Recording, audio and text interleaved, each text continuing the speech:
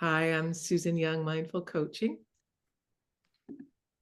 Today we're talking about aspiration. How do we aspire to come into a deeper presence? How do we aspire to come into a deeper presence and accept when we don't? So as I've shared with you, I was away for a week at a luxurious resort, my first all-inclusive, with some ups and downs around it. There was some deep beauty and there was some terrible injustice. And I've shared with the others that there was a strike, a rolling strike while I was there, of the staff who are working long hours for little money, so that those of us who can afford to fly in and have the experience of luxury. And I had mixed feelings around that. Beautiful. I was glad to be there for a family wedding. So I aspire to bring presence and kindness wherever I go. I sometimes don't do that. And these people, 1,900 staff at this huge resort, are seeing 3,000 people every week. One person is not going to make that much of a difference. But every person I asked, once the strike came to, or they had picket lines outside, how's the strike going? Did you get what you wanted? And they would talk eagerly to me. They would tell me what the issues were. Sometimes I couldn't understand what they were saying with a patois, but I always kind of said, well, I hope it goes well. I hope you get what you need. So there was a way that I brought forward that amidst the tumultuous family stuff. How do we aspire to be present without attachment to the outcome? It's not my job to save the Jamaican staff from the being overused and underpaid at an all-inclusive resort. But it is my job to being present and to attend to what any of us would call as suffering. $15 for a 12-hour shift. You must work 6 days a week. So if you've got children, like all of those things, it's quite complex. So we become aware of suffering in the world, and it was right there before me. Some of the other people in our party, there was 40 of us, didn't notice, didn't see, didn't know that even that there was a strike, a rolling strike. So whatever is in your world, are we willing to see what's around us? And then sometimes, of course, we can't, because I also took really good care of myself and went back to my room early and rested and slept, those kinds of things, right? So how do we recognize when there is deep injustice all around us and still feel that we can be present and relaxed?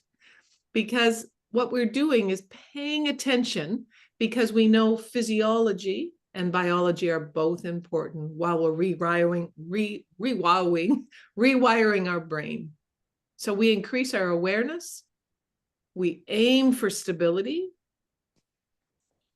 and when we're become unstable, reactive, triggered, distressed, we pull ourselves back, calm our central nervous system, bring ourselves into presence, and we can go back out. So this, what it does every time we check in today, right? We spend a few minutes at the beginning, just, what do I need?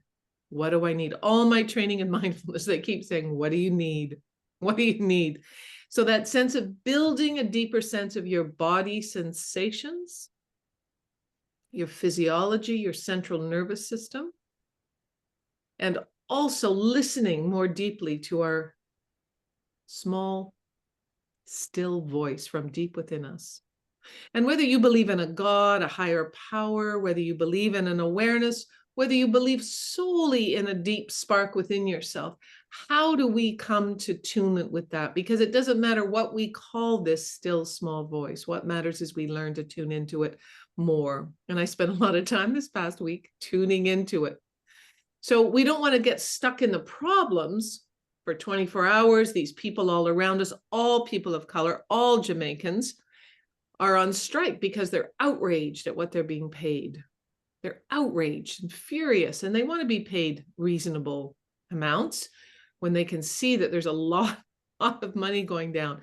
So how do we allow ourselves to see and become aware of the injustice, and also to come back to our own selves, to be aware of suffering both in ourselves and learn how that is part of our human condition.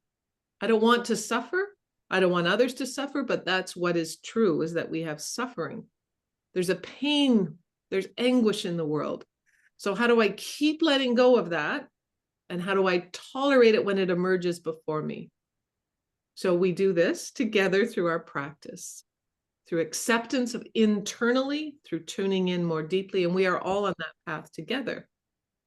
So in just a moment, we're going to pay more attention to that. But first, we're going to talk about balancing compassion and equanimity, both for self and how that radiates outwards.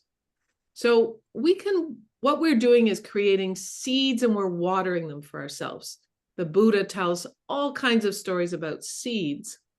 Say we have thinking of something down there, that those gorgeous, we had lots of papaya, which was just beautiful, fresh and rich, and a beautiful enzyme that helps with digestion. The food was just beautiful. So you take one of those big papaya seeds and you poke it and you plant it and you try and grow a papaya, maybe down in Jamaica, but not here in Canada. It's really hard. We can't assume that no matter how good care we have, can we actually grow a papaya up here in the north. But we can tend to the causes, and we could maybe grow a avocado tree or maybe grow a lemon tree. I know people that have succeeded. So how do we accept the reality and limitations and still grow ourselves and aspire to be the best we can be, while knowing that we will also fall to our knees and stumble and not always reach our aspirations? So thinking about aspirations of being the fullness of ourself without being attached to it, being able to be resolute and diligent is how the Buddha worded it, resolute and diligent, but also being relaxed. So are there areas in your life you'd like to focus on more? Maybe there are. So you might want to choose one and say, okay, for me in this area, I want to make sure I do my practice regularly, or I want to bring kindness more often, or I don't want to let the self-critical voice come out, or I want to be more aware of injustice. Could be external.